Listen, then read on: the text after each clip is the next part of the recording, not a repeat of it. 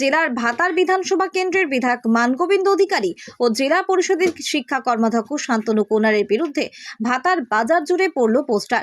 আসন্ন 2026 সালের পশ্চিমবঙ্গ বিধানসভা নির্বাচনকে সামনে রেখে স্থানীয় রাজনীতিতে এই ধরনের পোস্টকে কেন্দ্র করে তৃণমূল কংগ্রেসের মধ্যে শোরগোল শুরু হয়েছে। ভাতারের বর্তমান তৃণমূল বিধায়ক মানগোবিন্দ অধিকারী এবং জেলা পরিষদের শিক্ষা কর্মাধ্যক্ষ শান্তনু কোনারের বিরুদ্ধে স্বজন পোষণ। আমাদের চ্যানেল থেকে ভাতার বিধানসভার বিধায়ক মানগোবিন্দ অধিকারী সঙ্গে যোগাযোগ করলে তিনি জানান, জুড়ে পোস্টার পড়ে দাদা আপনার নামে। সে পড়ুক, দাদা একটা বক্তব্য লাগবে যে। কিছু লাগবে না, যা খুশি পড়ুক, যাদের কিছু কাজ নেই তারা সব করবে। না দাদা, আমার কর্তব্য, সেই জন্যই আপনাকে ফোন করলাম। না না, ও কি বলবো, কি ওটা কুকুরে চেঁচাবে, হাতি রাস্তা দিয়ে চলে যাবে, কুকুরে চেঁচাবে।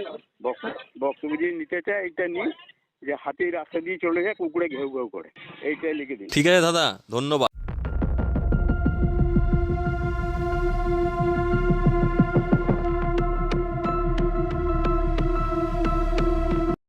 একটা ওই ফ্লেক্স টাঙানো আছে, কি আছে আপনার কি দেখলেন?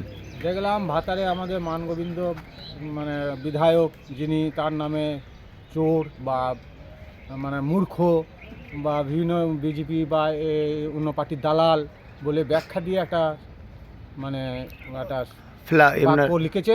হ্যাঁ। তাতে খুবই খারাপ দেখলাম। বা এক ভদ্রলোক ছবি বা ক্যামেরা করতে করতে আমিও দেখছি জিনিসটি কী লেখা আছে, দেখছি এই লেখা আছে।